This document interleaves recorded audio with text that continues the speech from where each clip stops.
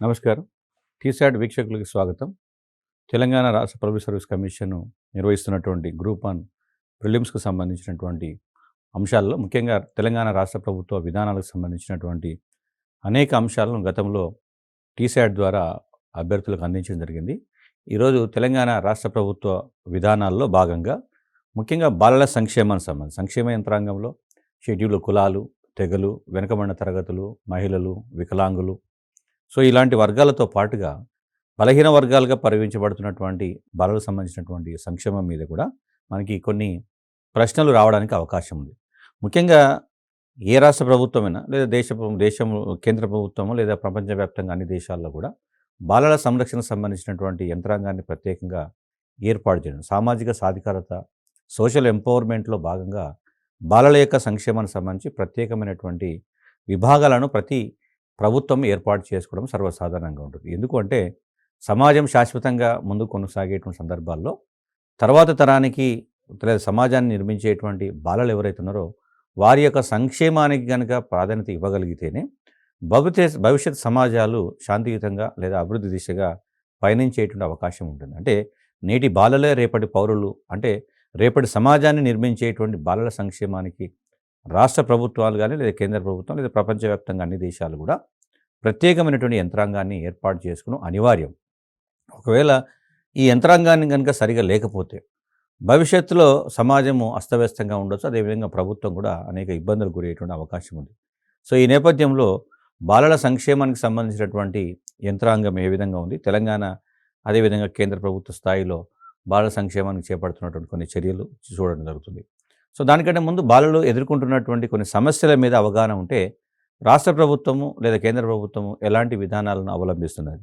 జనరల్గా ప్రపంచవ్యాప్తంగా, దేశవ్యాప్తంగా, అదేవిధంగా రాష్ట్రంలో కూడా బాలలు అనేటువంటి పదం వచ్చినప్పుడు మనం జనరల్గా 0 to 14 ఏజ్ గ్రూప్ అనేటువంటి ఒక సందర్భం వస్తుంది.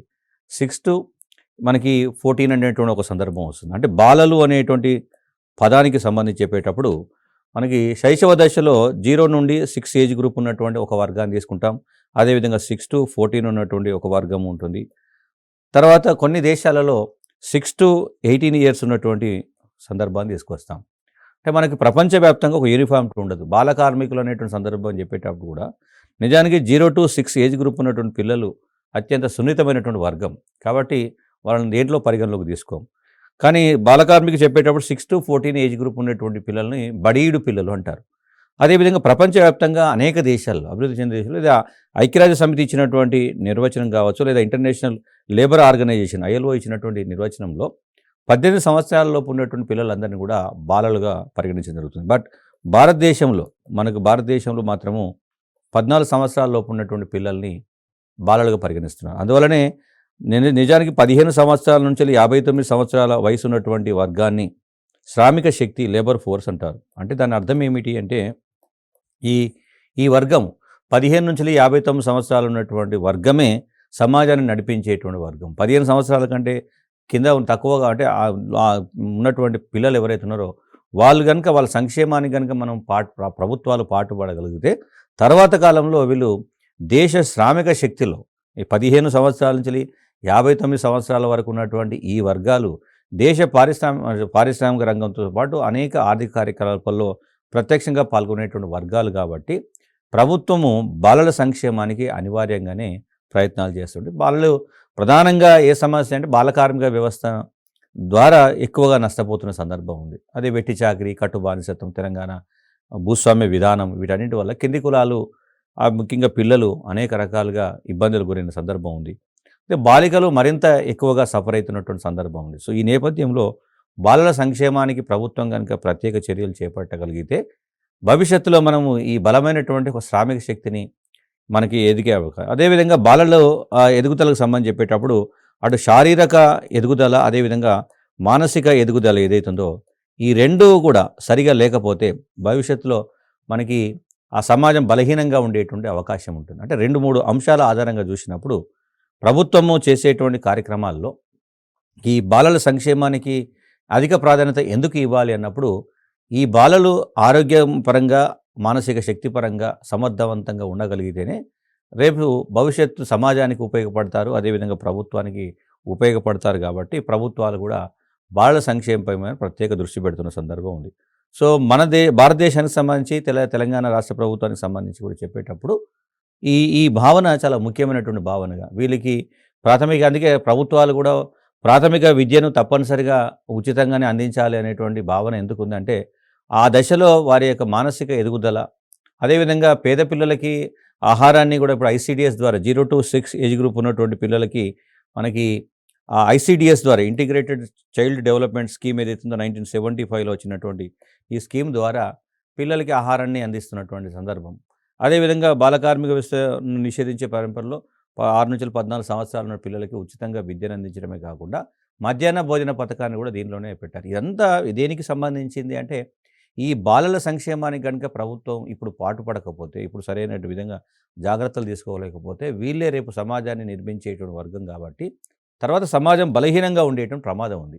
సో ఈ నేపథ్యంలో బాలలకు సంబంధించినటువంటి ముఖ్యమైనటువంటి కొన్ని చట్టాల మీద కూడా మనకు ప్రశ్నలు రావడానికి అవకాశం ఉంది. దాంట్లో ఒకటి బాలకార్మిక వ్యవస్థ నిర్మూలన చట్టం అంటాం.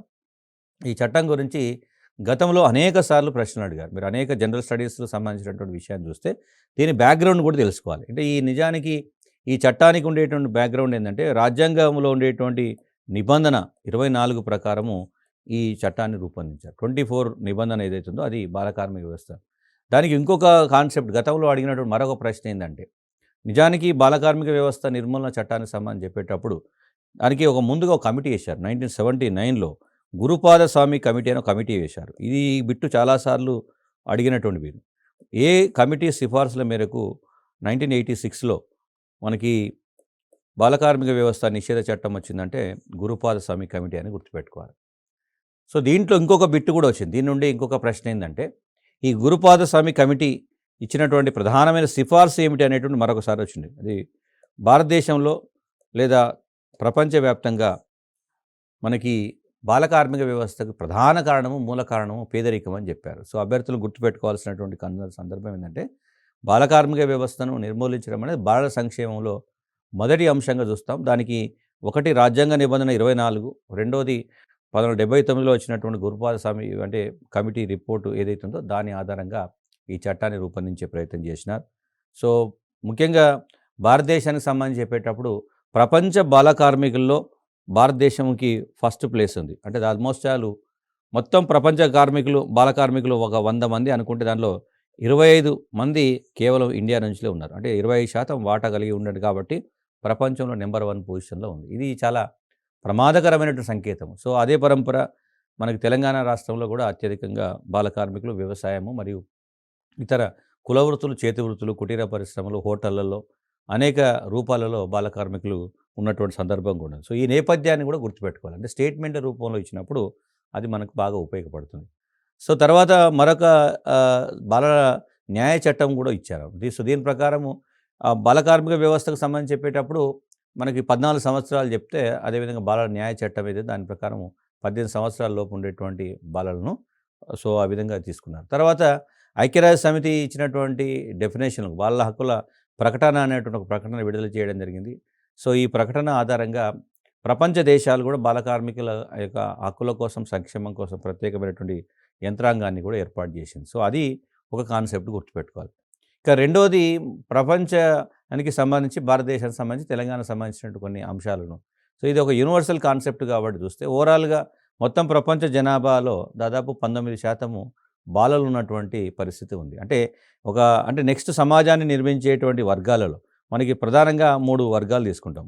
ఒకటి బాలలు, 2 ఈ మధ్య వయస్కులు ఉన్నటువంటి ఇప్పుడు 0 మన దగ్గర భారతదేశాన్ని కనుక చూసుకుంటే 0-6 ఏజ్ గ్రూప్ ఉన్నటువంటి సున్నితమైన వర్గంతో పాటు 6-14 ఉన్నటువంటి వర్గం ఉంటుంది. ఇంతకుముందు చెప్పినట్టు 15-59 వర్గం ఉంటుంది.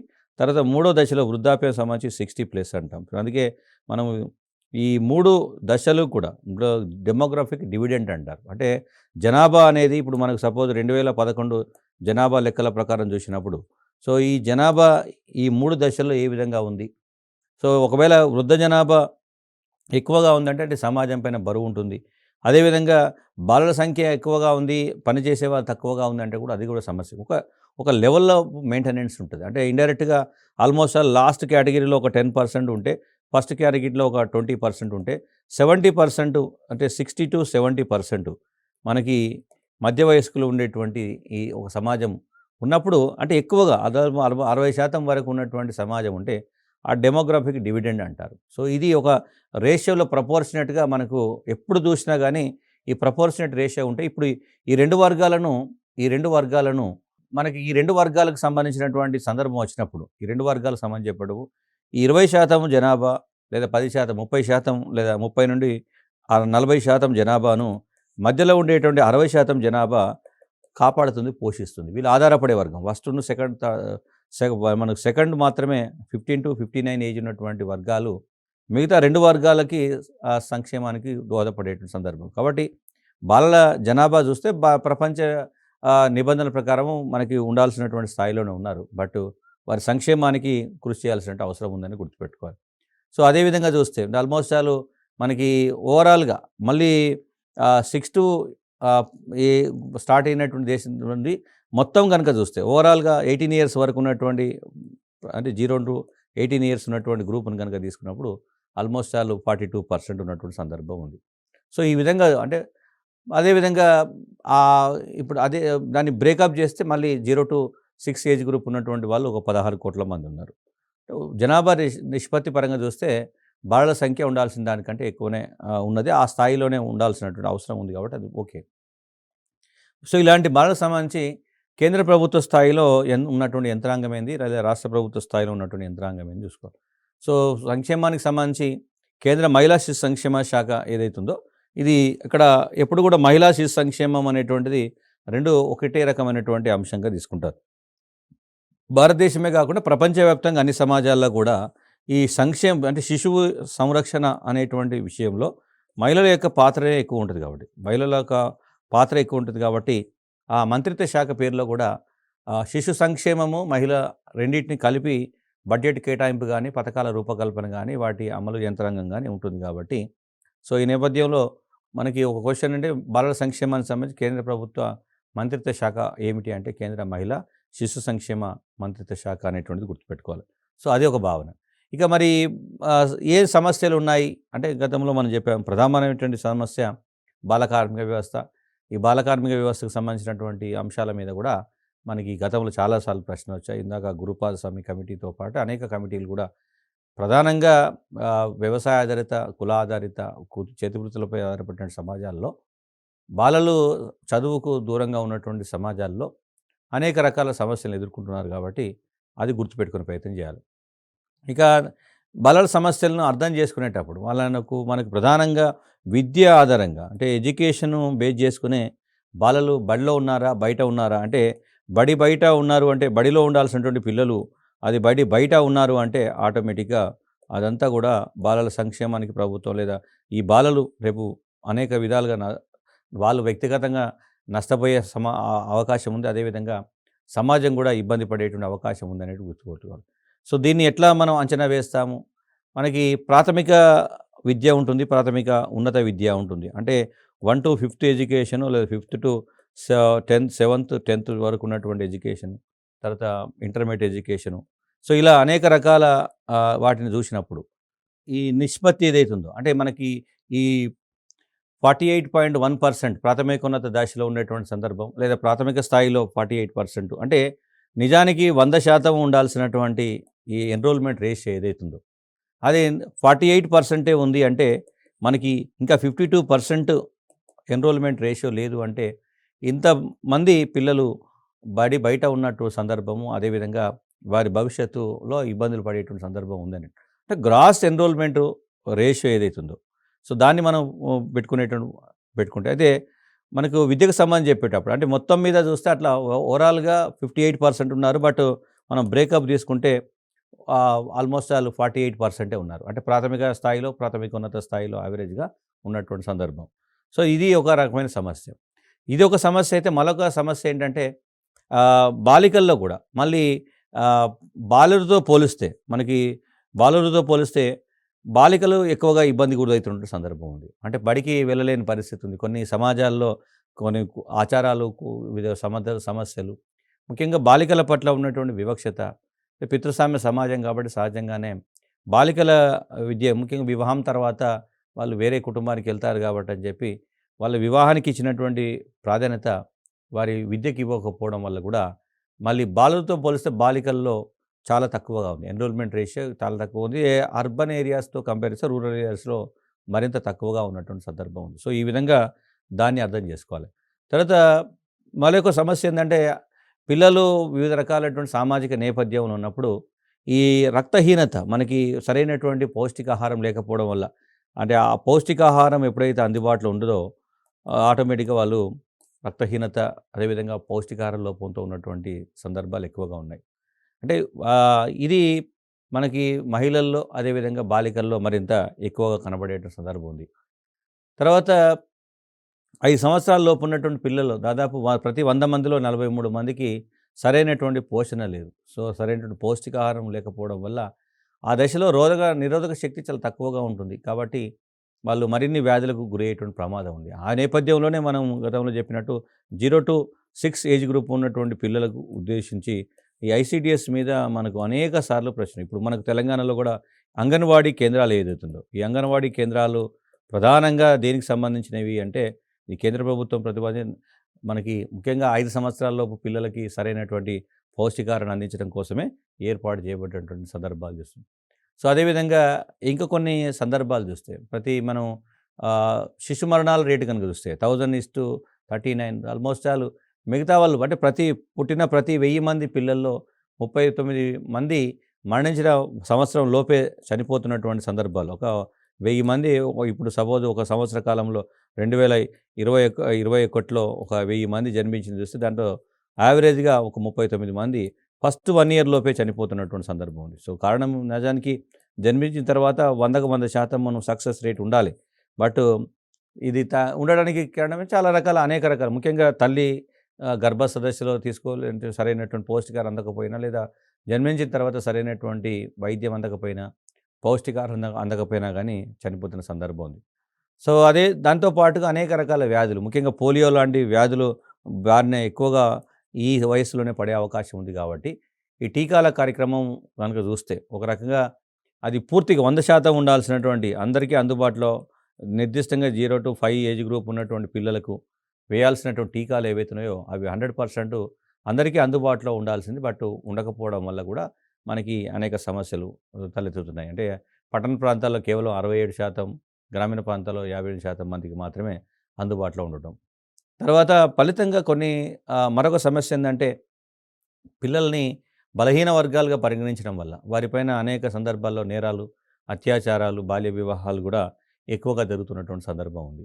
సో, ఇది ఆ నేపథ్యాన్ని గుర్తుపెట్టుకోవాలి. ఇక దీనికి సంబంధించి బాలల హక్కుకి సంబంధించి ప్రభుత్వము చేపట్టినటువంటి కార్యక్రమాలు ఏవైతున్నాయో వాటి మీద మళ్ళొక ప్రశ్న రావడానికి అవసరం ఉంది. సో, ముఖ్యంగా బాలల యొక్క హక్కులను రక్షించాలనేటువంటి ఉద్దేశంతో జాతీయ బాలల హక్కుల పరిరక్షణ కమిషన్‌ను 2007లో ఏర్పాటు చేయడం. అంటే కమిషన్ అంటే చట్టం తీసుకొచ్చారు. ఆ చట్టం ఆధారంగా కమిషన్ ఏర్పాటు చేశారు. దీంట్లో ఈ బాలల హక్కులు అనేటువంటి పదం ఏదైతుందో, హక్కుల సంరక్షణ అనేటువంటిది గనుక విజయం సాధిస్తే అన్ని సమస్యలకు పరిష్కార మార్గం దొరుకుతుందనేటువంటిది దీంట్లో మౌలికమైన అంశం.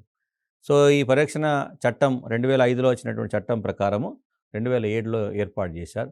సో, దీనికి ఒక చైర్పర్సను, తర్వాత మిగతా సభ్యులను కేంద్ర ప్రభుత్వమే ఏర్పాటు చేయడం, అంటే వాళ్ళు నియమించడం జరుగుతుంది. సో, ఈ కమిషన్ యొక్క ప్రధానమైనటువంటి అంటే విధులు ఏమిటి అనేటువంటిది చూస్తే, ముఖ్యంగా బాలల హక్కులకు సంబంధించినటువంటి విధానాలు ఏవైతున్నాయో వాటిని, కార్యక్రమాలు కానీ, చట్టాలు, ఆ పథకాలు ఏవైతే రూపొందించిన పథకాలను పర్యవేక్షించడం, వాటికి అవసరమైనటువంటి సలహాలు, సూచనలు అందించడం అనేది దీనిలో మౌలికమైనటువంటి అంశంగా గుర్తుపెట్టుకోవాలి. సో, ఇది దీంట్లో ప్రధానమైనటువంటి అంటే బాలల హక్కులకు సంబంధించినటువంటి అంశాలు ఇది.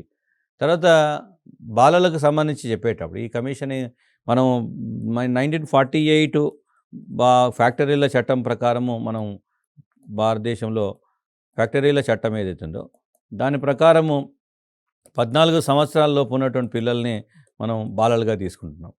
బట్ అంతర్జాతీయ నిబంధనల ప్రకారం ఇంతకుముందు చెప్పినట్టు ఇంటర్నేషనల్ లేబర్ ఆర్గనైజేషన్ ఇది, దాని ప్రకారం చూస్తే 18 సంవత్సరాల లోపు ఉన్నటువంటి పిల్లలందరినీ కూడా బాలలుగా తీసుకుంటాం.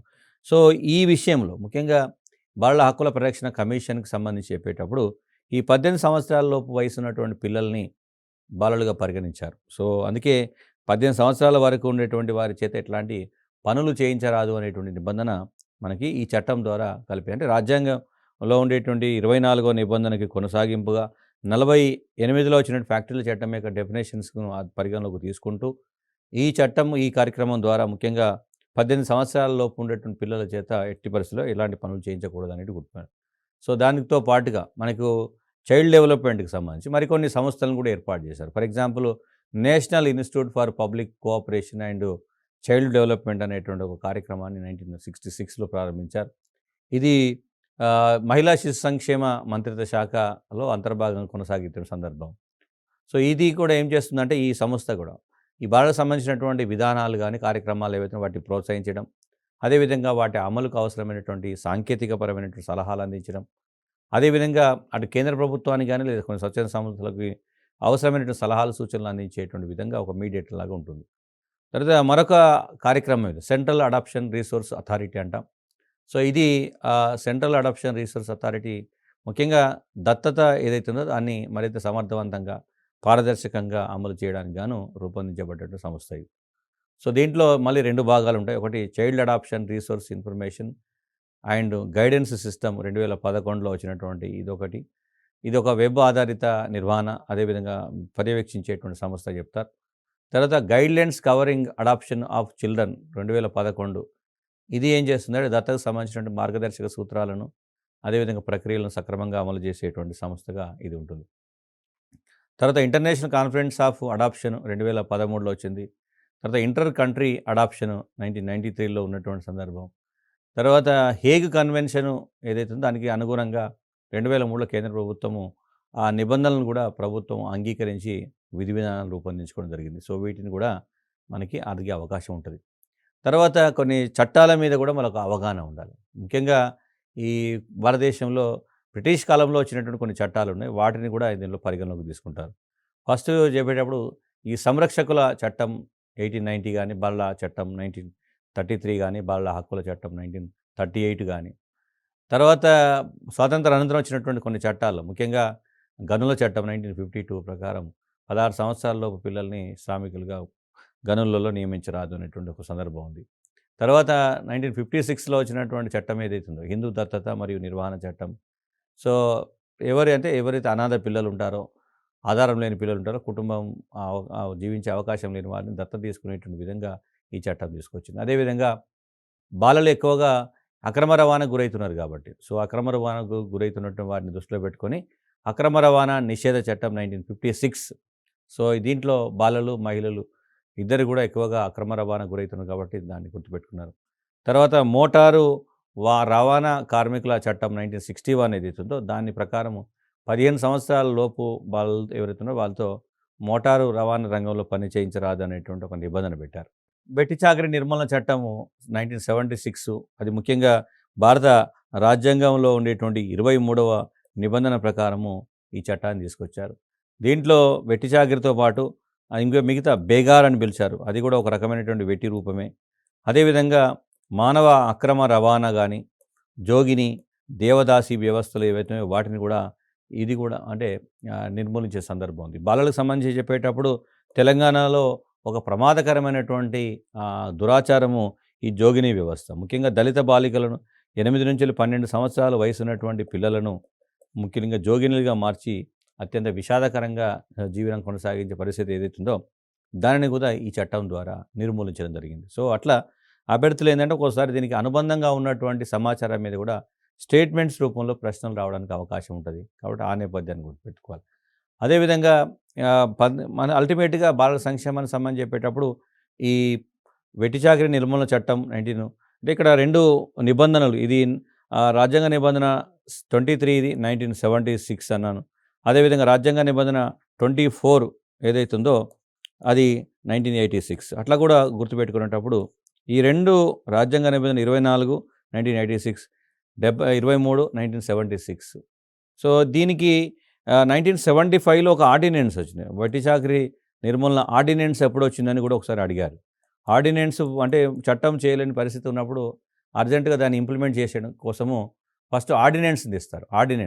సో, ఆర్డినెన్స్ తర్వాత మళ్ళీ చట్టంగా రూపొందిస్తారు. సో, బాల కార్మిక వ్యవస్థ కానీ ముఖ్యంగా వెట్టి చాకిరీ గురించి గుర్తుపెట్టుకునేటప్పుడు వెట్టి చాకిరీ నిర్మూలనకు సంబంధించి ఒక ఆర్డినెన్స్ వచ్చింది. ఆర్డినెన్స్ కూడా దీంట్లో గుర్తుపెట్టుకోవాలి. ఈ చట్టానికి సంబంధించి బాల కార్మిక వ్యవస్థ చట్టంలో ఉండేటువంటి వివిధ సెక్షన్స్‌ని గనుక మీరు చూస్తే, ఈ చట్టంలో ఉండేటువంటి కొన్ని సెక్షన్స్ ముఖ్యంగా సెక్షన్ 5 ప్రకారము కేంద్ర ప్రభుత్వం ఏం చేస్తుంది బాల కార్మిక సంబంధించిన అవసరమైనటువంటి సాంకేతిక సలహాల కమిటీని ఏర్పాటు చేసింది. మనకి బాల కార్మిక నిషేధ చట్టంలోని మరొక సెక్షన్ 13లో పేర్కొన్నటువంటి అంశం ఏందంటే పిల్లల యొక్క ఆరోగ్య రక్షణ మరియు చర్యల గురించి వివరించే ప్రయత్నం చేస్తుంది. దాంతో పాటుగా మరొక చట్టము జువెనైల్ జస్టిస్ చట్టం 2000 ఇది ముఖ్యంగా బాలలు నేరారోపణలు ఎదుర్కొంటున్న బాలలకి విముక్తి కలిగించే ఉద్దేశంతో చేశారు.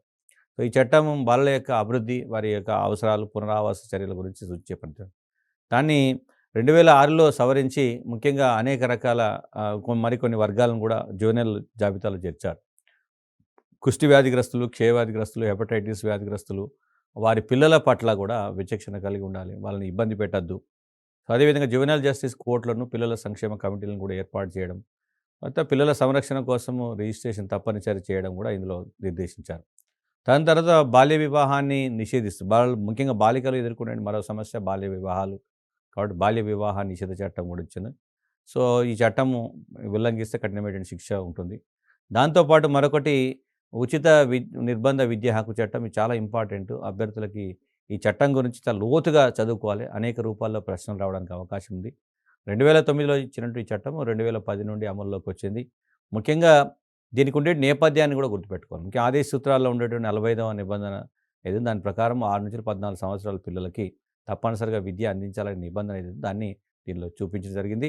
అంతేకాకుండా మరొక ముఖ్యమైనటువంటి ఈ మార్పును సార్లు ఇప్పుడు పదే పదే రిపీటెడ్‌గా అడుగుతున్న బిట్ ఏందంటే, ఈ విద్యా హక్కు అనేది ఒక జీవించే హక్కు, ప్రాథమిక హక్కు అని చెప్పిన సందర్భం 86వ రాజ్యాంగ సవరణ చట్టం ద్వారా మనకు 21 అనేటువంటి కొత్త ఆర్టికల్‌ను రూపొందించడం జరిగింది. అంటే ఇప్పుడు దీని ద్వారా ఉచిత నిర్బంధ ప్రాథమిక హక్కు అనేది మనకు తప్పనిసరిగా ప్రభుత్వం కల్పించాలనే సందర్భం.